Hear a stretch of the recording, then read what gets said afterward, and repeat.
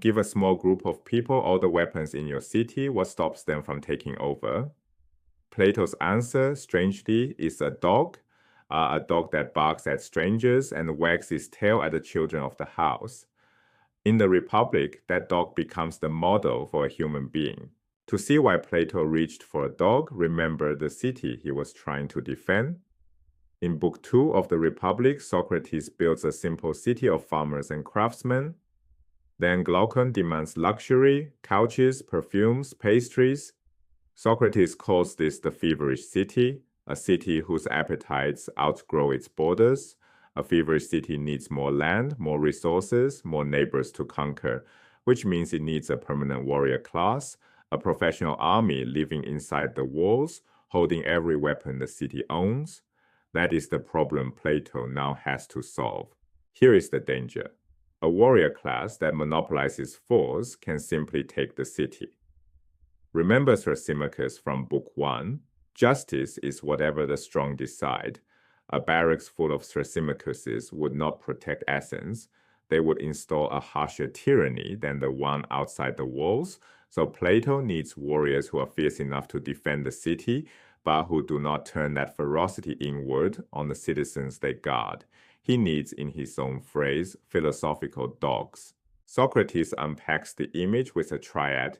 Imagine a shepherd, a flock of sheep, and a sheepdog. The shepherd rules. The sheep are ruled. The dog sits between them, an agent of force that serves rather than consumes. A bad dog eats the flock. A good dog works for the shepherd and protects the sheep from wolves. The guardian, Plato says, occupies exactly that middle slot. Armed power that does not devour what it guards. The trick is the dog's discriminating love. A well-bred dog is not merely obedient, it knows its own.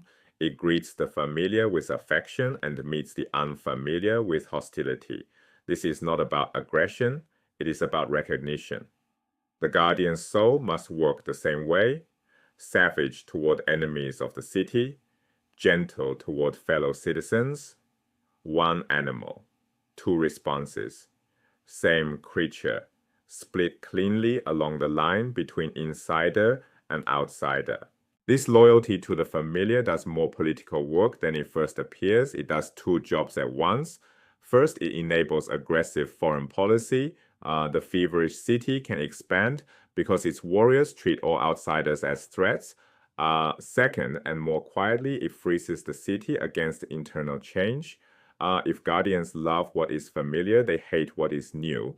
Foreign ideas, reforms, novel customs, innovations in music or law, sure, all of it registers in the guardian's nose as the scent of a stranger. Modern ears find this strange. We treat innovation as a compliment. The Greeks did not. The verb neoteresin, to make new, was an accusation close to stir up revolution.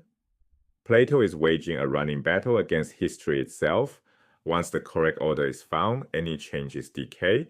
And the guardians are the immune system that keeps the ideal city ideal, antibodies against time. A guardian like this is not born, he has to be made. Plato's curriculum has two pillars.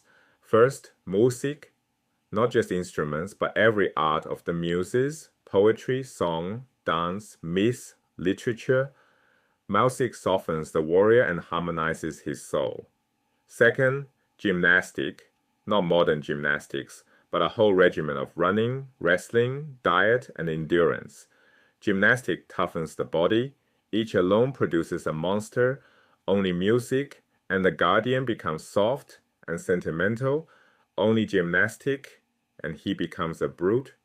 Blend them correctly, and you get a human excellent in both soul and body.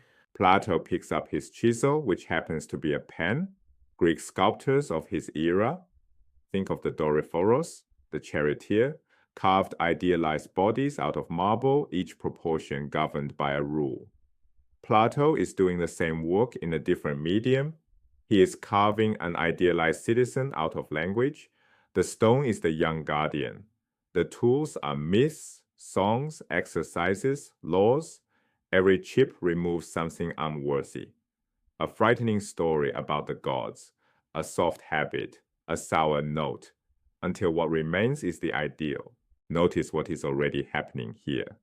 In Homer, the hero is his body. Achilles is his speed, his rage, his shining armor. In Plato, the body is beginning to recede. The soul rises up behind it, the thing really being shaped.